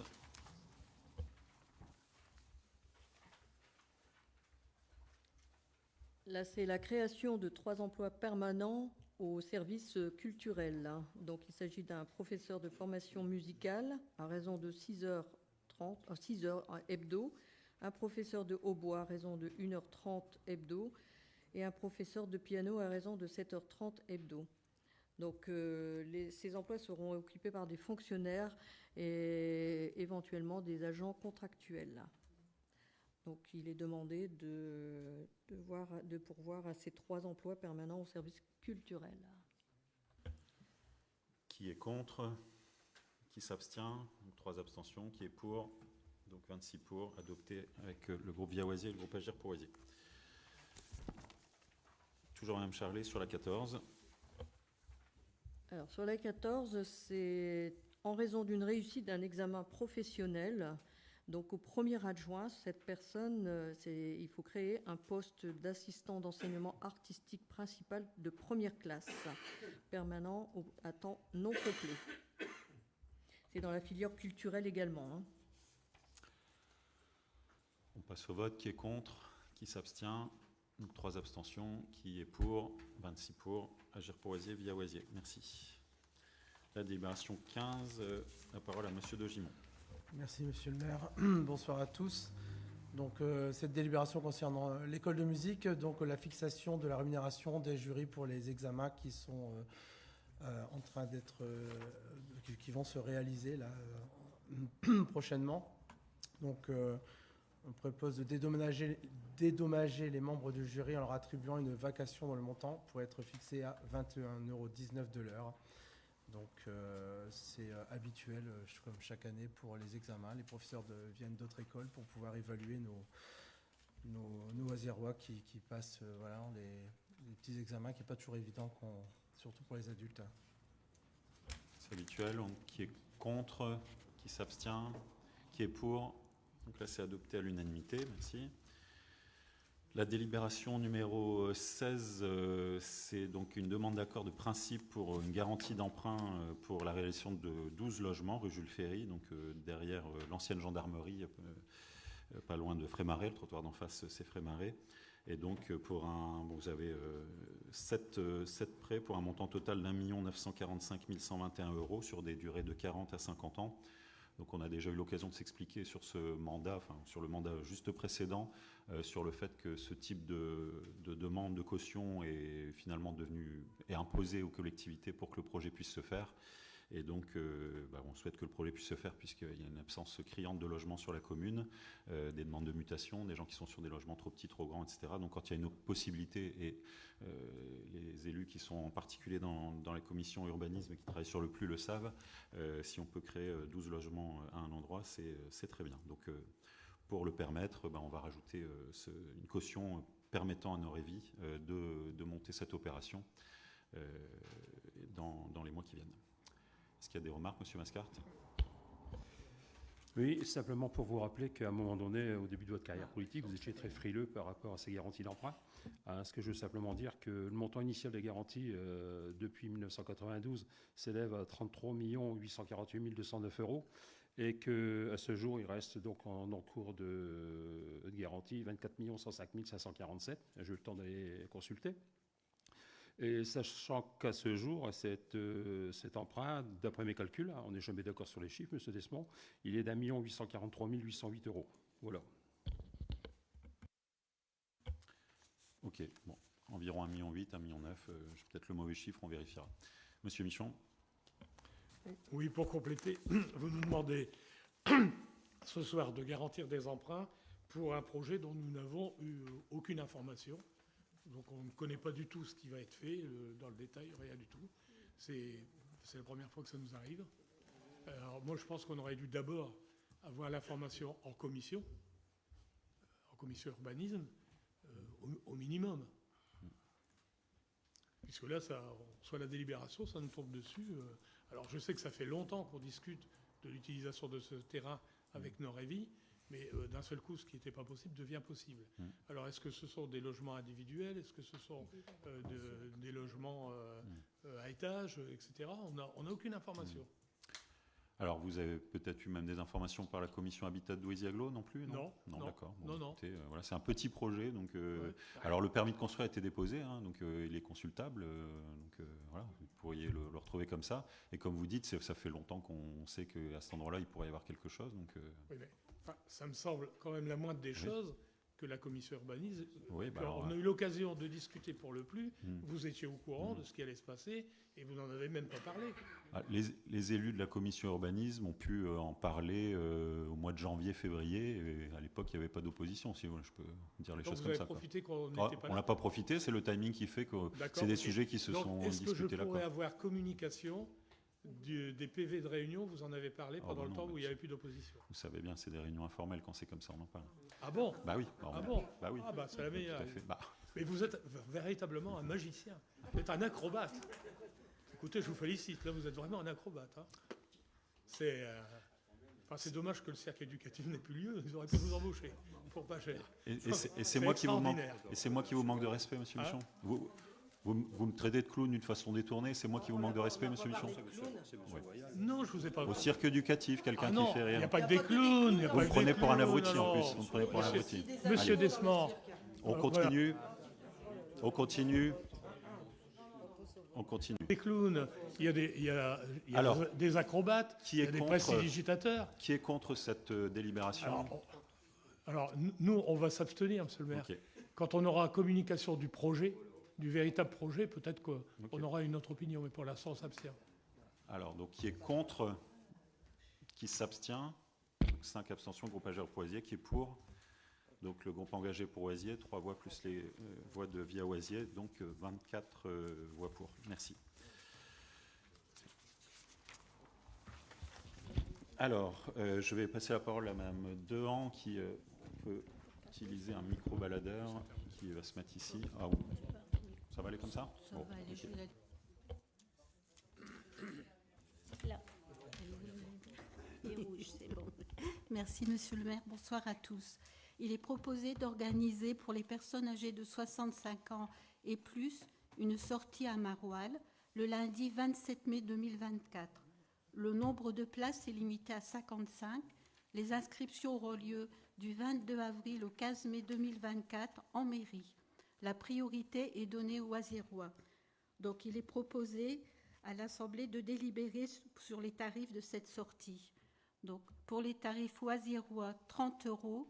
Tarif extérieur, 45 €. Merci. On passe au vote.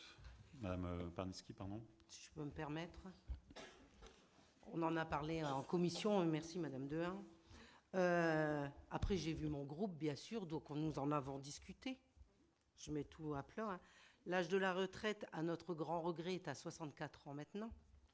Nous proposons de baisser l'âge de la participation au voyage à 64 ans. Merci de votre écoute. Ouais, alors pour cette fois-ci, ça a été discuté en commission, on le valide là en conseil municipal. C'est pas la première fois que vous nous faites le coup de pas le proposer directement en commission. Donc on va pas changer la règle cette fois-ci. Madame Dehan en prend note. Ouais. Oui, notre règle, la règle de la majorité, tout à fait, tout à fait. Alors, on passe au vote sur ce séjour donc, qui aura lieu à Maroilles fin mai. Qui est contre? Qui s'abstient? Qui est pour? Donc c'est quand même adopté à l'unanimité. Merci. Ensuite, j'enchaîne sur les décisions directes. Donc il y en a quelques-unes. La 2024-013 sur un contrat avec UrbaDS sur des autorisations préalables quand il y a des dispositifs publicitaires. La 2024-014 sur un contrat Malbuisson avec la société Chub sur les systèmes de sécurité incendie, et contrat de maintenance pour 3 690 € TTC. Une location sur l'interphone à l'espace culturel pour 283 € hors taxe. Et la 016 avec la société Baudet pour l'entretien et l'installation de l'horloge de l'hôtel de ville et de l'église Sainte-Trictrude pour 687 € au TTC. La 017 pour le marché 3P, avec le logiciel 3P, ce contrat de maintenance, 7137 €, on en avait parlé en commission des finances notamment. La 24018, la société Culligan sur les fontaines à eau dans différents bâtiments municipaux. La 019 avec Biblic System pour les logiciels à la bibliothèque, pour 1639 € TTC. Et puis une convention, enfin un contrat de prêt, un Comoda qui permettra d'utiliser le parking de la Poste, comme ça avait été demandé, évoqué en commission accessibilité handicap l'an dernier, le parking devant pour les personnes qui ont des problèmes de mobilité, qu'ils soient PMR ou pas forcément, on est en train de regarder. Mais en tout cas, on a réglé le problème de propriété qui n'est pas celle de la Poste, et on a trouvé un terrain d'entente où ça ne coûte rien à la ville, ça ne coûtera rien évidemment aux habitants, et on a juste le marquage au sol à faire pour que ça se mette en place. Voilà pour les décisions directes, Monsieur Michon. Oui, c'est sur cette décision directe, Monsieur le maire. Il y a une histoire pour ce parking de la Poste, puisque auparavant, on pouvait entrer et y stationner. La Poste l'a fermé parce qu'on a eu 1 ou 2 incidents qui ont failli tourner au drame sur les voitures qui sortaient de ce parking. Et c'est par mesure de sécurité que la Poste l'avait fermé. Donc je pense que si le terrain nous appartient, ou je n'ai pas bien compris la propriété, ne nous appartient pas, moi je pense qu'il faudra quand même revoir la signalisation pour la sortie du parking, qui sort parce que c'est dangereux, il n'y a pas de visibilité.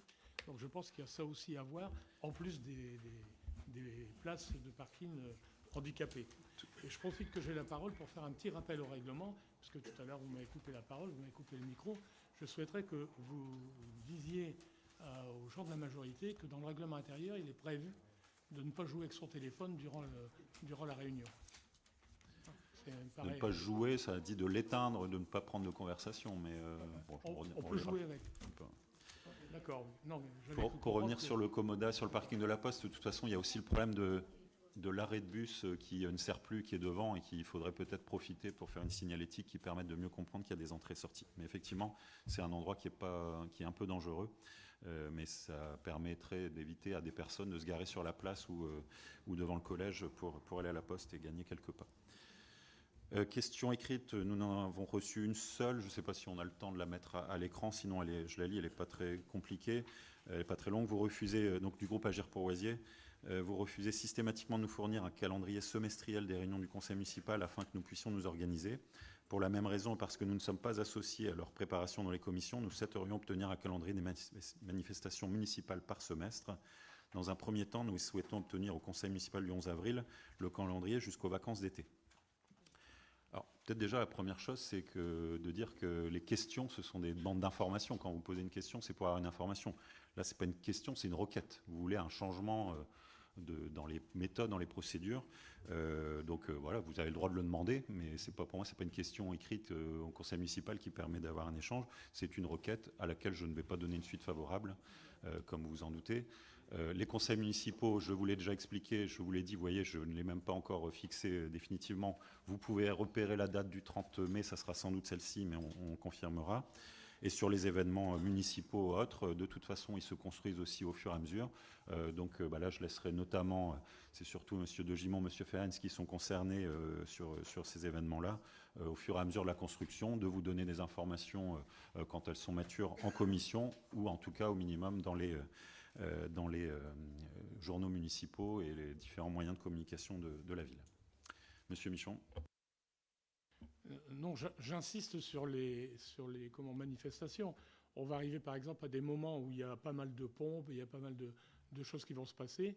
Et bien évidemment, les gens ont le droit de s'organiser et la possibilité de s'organiser. Je suis sûr que sur toute une série de manifestations qui sont prévues d'ici la fin de l'année, ou alors j'y comprends, il y a des choses qui sont changées. Par exemple, le trophée des familles, on ne le construit pas en 15 jours. On arrête une date, il y a des choses, etc. Donc dès maintenant, vous connaissez déjà la date du trophée des familles. Oui, quand même.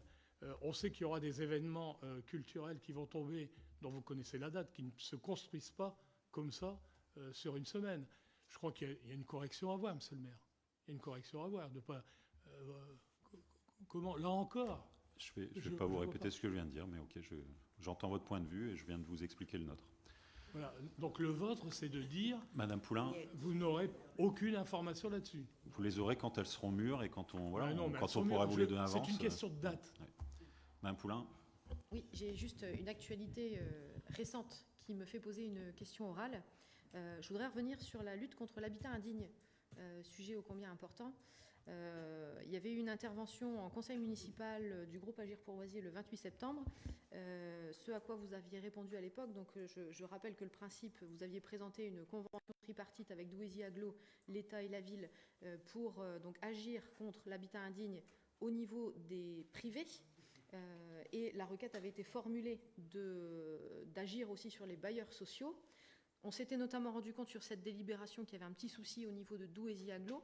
Donc notre groupe avait déposé une demande de retrait auprès de monsieur le préfet s'agissant de la convention et de sa régularité, néanmoins en réaffirmant qu'on souhaitait agir sur l'ensemble de l'habitat indigne et notamment qu'une convention puisse être re-signée rapidement. Donc j'ai découvert, un peu comme tout le monde, la photo que vous avez faite avec monsieur le sous-préfet lors de la signature, si je ne dis pas de bêtises, c'était le 3 avril. Vous avez bien voulu, je vous l'ai demandé, me donner une copie de cette convention. D'ailleurs, si je pouvais avoir les annexes, puisqu'en fait la convention et ses annexes en font partie intégrante, donc si c'est possible de les avoir. Donc effectivement, à la lecture, si je comprends bien, les bailleurs sociaux sont également concernés par la mesure. Donc en fait, vous allez prendre en compte l'ensemble du parc de la ville dans ces conditions. J'aimerais juste avoir un éclaircissement et si c'est le cas, savoir comment vous allez organiser. Alors la réponse, on ne l'aura pas tout de suite. Ça, c'est le temps forcément, j'imagine, de vous organiser aussi en interne. Mais j'aimerais quand même qu'on ait un suivi au niveau du conseil municipal pour savoir quelles sont les mesures qui sont mises en place, quel est le temps agent que vous allez allouer à ces procédures et comment vous allez structurer un petit peu ça. Merci. Alors, c'est une question orale. Je vais y répondre exceptionnellement cette fois-ci parce que c'est un peu un droit de suite de ce qui s'est passé en conseil municipal et qu'effectivement, c'est l'actualité. Les annexes, vous les aurez. Le document, si vous l'avez comparé au document que vous aviez à l'époque étant déjà conseiller municipal, c'est exactement le même. C'est juste que la partie partenaire de Douaisis Agglo, enfin co-signataire, est passée en partenaire. Le reste, il n'y a pas une seule ligne qui a changé. C'est exactement la même chose. Ce qui nous a permis d'avoir l'accord de la... Pas une seule ligne, hein. Ce qui nous a permis d'avoir l'accord de la sous-préfecture de ne pas redélibérer par rapport à ça, puisque finalement c'était fidèle à l'esprit. Là, c'est juste que voilà, c'est comme la CAF qui est un partenaire, c'est pas un signataire, mais c'est un partenaire essentiel comme l'ARS. Enfin, du coup, c'est l'État, donc c'est l'ARS, donc ça c'est différent. Donc ça, c'est la première chose. Et du coup, effectivement, on a profité de cette petite conférence de presse, puisque voilà, j'avais eu validation du conseil municipal de signer cette convention. Donc effectivement, monsieur le sous-préfet a proposé de venir la faire ici à Oisier pour que, vous le savez, dans cette convention, il y a beaucoup de choses sur l'information. Donc on en communiquera dans le journal municipal, etc. Et du coup, c'était un moyen. Il y a une belle page dans l'Observateur du Douaisis aujourd'hui qui donne aussi pas mal d'éléments. Et on a profité de cette occasion-là pour revenir sur le sujet des bailleurs sociaux, parce qu'effectivement, c'est un peu différent. On ne peut pas, comme un propriétaire privé, nous adresser à nous, c'est l'ARS qui s'y prend directement. Et donc effectivement, par contre, on va sensibiliser tellement, je l'espère, tous les habitants, que des gens qui ont des difficultés dans les logements sociaux de la commune vont se rendre compte que c'est un habitat indigne, insalubre, etc. Et donc vont être plus vigilants et ça remontera plus facilement à l'ARS. Donc voilà ce que je voulais vous dire sur le sujet. Et après, sur les moyens qu'on va mettre en place, comme c'est indiqué, on a 4 ans pour mettre en place. Nous avions les agents qui vont travailler là-dessus, qui étaient là pour cette conférence de presse et qui, l'objectif, effectivement, on était à 5-6 dossiers par an, c'est de monter à 10, 15, 20 progressivement et pourquoi pas, en fonction du retour des autres communes du Douaisis sur le permis de louer, de l'appliquer, puisque c'est un objectif qui est demandé par la Convention, mais ça, on va se laisser 1 an ou 2 pour décider de ça. Monsieur Michon. Oui, sur la même question, on aimerait également avoir les annexes, que vous nous les communiquez. Je le répète, parce qu'on avait demandé quand il y a un envoi qui soit fait à tous les élus, quand il y a une demande. Et je voudrais vous poser une question. Je suis intervenu auprès de vous il y a déjà plusieurs mois sur un problème de logement insalubre sur un bailleur social. Vous ne m'avez pas répondu.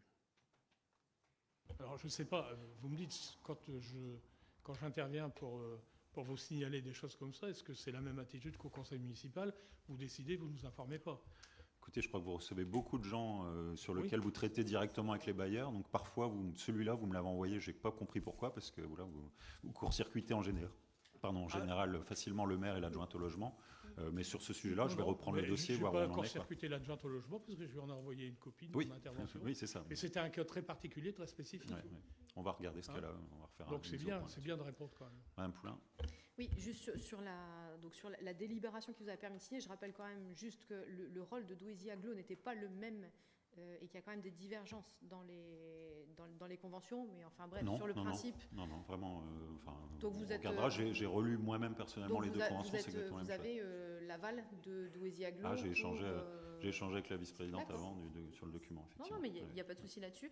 Par contre, je souligne quand même qu'il a fallu intervenir, et c'est très bien, pour que vous preniez en compte l'intégralité du parc et ne pas donc limiter la convention telle que c'était. Parce que je rappelle que vous l'avez dit, et on l'a dans le PV concerné, que la mairie n'était pas concernée par les bailleurs sociaux, initialement. Donc aujourd'hui, c'est le cas. Et c'est très bien, c'est une bonne chose. Au moins, vous n'avez pas compris mon explication, du coup. Je ne pense pas, non. Okay. Non, mais je ne vais pas vous le expliquer, vous l'écouterez. Le 28 septembre, sur le PV, quand la question vous avait été posée par le groupe Agir pour Oisier, la réponse qui a été donnée, c'était que les bailleurs privés n'étaient pas concernés. Les bailleurs sociaux, pardon. Non, c'est qu'ils sont pas. On ne peut pas saisir nous-mêmes directement l'ARS quand c'est un bailleur social. C'est l'ARS qui doit le faire. Donc.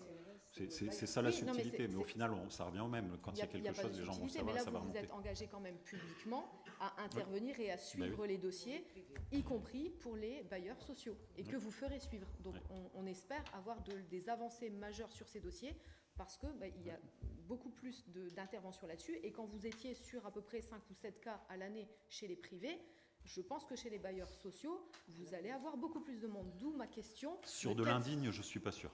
Sur de l'indigne, c'est vraiment spécifique. Il y a des problèmes d'isolation, de ventilation, etc. Mais de l'indigne sur du social. Plus, peut le moins. Oui, bien sûr. Je pense que vous pourriez aussi élargir au suivi des différentes. Et vous devez être aussi l'acteur et l'interlocuteur entre les bailleurs sociaux. Et ça, c'est aussi votre rôle. C'est prévu. Monsieur Michon, on va clôturer. Dernière chose là-dessus, oui, vous dites c'est à l'ARS à intervenir. D'accord avec vous, mais de tout temps, on a, nous, intervenu auprès de l'ARS pour qu'elle prenne en compte les problèmes chez les bailleurs sociaux. Si on ne le fait pas, l'ARS ne va pas s'y intéresser. Hein. Et vous savez très bien que les locataires peuvent écrire à l'ARS, hein, comme pour les questions de santé, pareil. Hein, c'est aucune réponse. Hein. Donc si au niveau municipal, on ne pousse pas auprès de l'ARS pour les interventions, il n'y aura rien qui se fera sur le parc social. Très bien. Alors on va clôturer cette séance ce soir. Merci. Il est 20h02. Si vous ne l'avez pas fait, il y a le PV du budget à signer, enfin les documents qui ont circulé. Monsieur Mascart. Oui, une dernière question diverse ou bien un constat divers. Dernièrement dans la presse, vous êtes enorgueilli de vanter Molbuisson, tant mieux pour la ville de Oisier. Vous avez à ce titre dit que Molbuisson, il y avait eu un plan d'investissement de 150 000 € sur les dernières années avec vos prédécesseurs, hein, si je comprends bien ce qui a été mis au niveau de l'article de presse. Simplement pour vous dire que depuis 2020, au niveau des dépenses d'investissement, était prévu un montant de 186 492 €. Vous pouvez le vérifier, je l'ai là. Donc, ce qui a été investi sur Molbuisson, apparemment, il ne faut pas vous l'approprier, on va dire totalement, même si c'est vous qui avez fait les arbitrages ces dernières années. Et ce que je peux vous dire aujourd'hui par rapport justement aux opérations de plus de 5 000 €, parce qu'on n'a pas les plus petites, j'en suis moi arrivé à un montant de 133 550 € sur un prévisionnel de 186 492 €. Voilà. Donc c'était le constat que je voulais faire par rapport à l'article que j'ai pu lire. Bonne soirée à tous, merci.